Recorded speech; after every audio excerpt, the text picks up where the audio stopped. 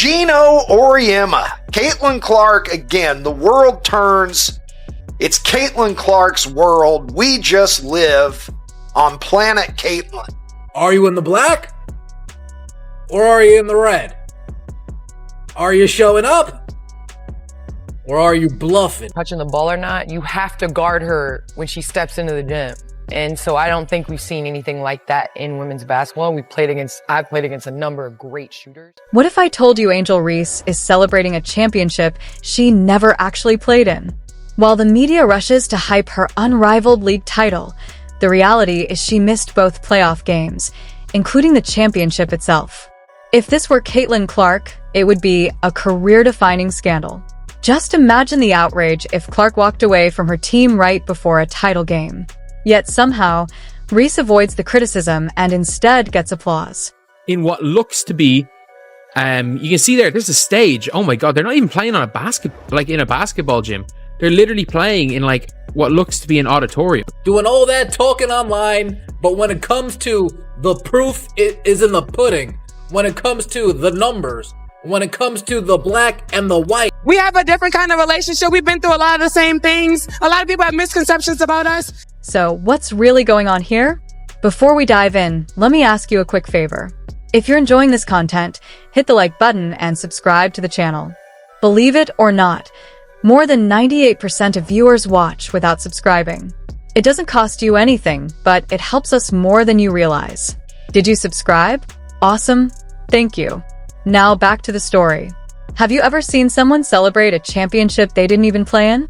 That's exactly what's happening with Angel Reese and this so-called unrivaled league title flooding social media. The media is pushing the narrative that Reese just added another major trophy to her resume, framing her as a central figure behind this revolutionary women's basketball league. Paige Beckers goes to the Bahamas, 500 people. And repeat, 500. 500 people. They are playing. I mean, I'm happy we won. I'm so happy we won. That matters most anything, but I got to get back to work, and we got to get back to work for our next game. Just because fans of Caitlin Clark will pay to see her play. That's the reality situation. It's nothing to, there's never blame the consumer or the viewer for what they like. But let's rewind for a moment. What is this unrivaled league, really? Chances are, most of you hadn't even heard of it until this controversy popped up. It's not the WNBA, and it's not even traditional basketball. It's a strange 3-on-3, full-court setup that almost no one was following. Honestly, most basketball fans weren't paying attention at all. This wasn't a marquee event. It barely registered. And it gets even stranger. The league was missing nearly every major star in women's basketball. No Caitlin Clark flashing those elite passes. No Aya Wilson owning the paint. No Kelsey Plum knocking down threes. Even Sabrina, who was originally linked to the league, exited early. With that kind of talent missing, how can anyone seriously label this a top-tier competition? Here's where it really raises eyebrows. Angel Reese, the player getting all the praise for this championship, didn't even play in the final 2 playoff games. She missed both the semifinal and the title game. Her team captured the championship without her ever stepping onto the floor. Gino Auriemma, Caitlin Clark again. The world turns. It's Caitlin Clark's world. We just live on planet Caitlin. Are you in the black? Or are you in the red? Are you showing up?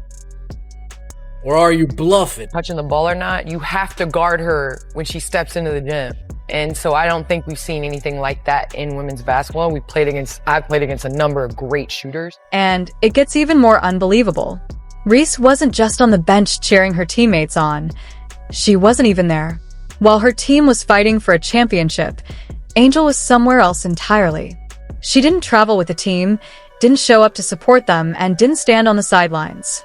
Instead, she joined the celebration afterward through FaceTime. Picture winning a title while your supposed star player dials in like it's a routine check-in. Meanwhile, the actual hero of the championship was Chelsea Gray. She completely took over, pouring in more than 30 points and truly carrying her team to the win. She made the big plays, hit the clutch shots, and delivered when it mattered most. Yet how many headlines highlighted her performance? Almost none.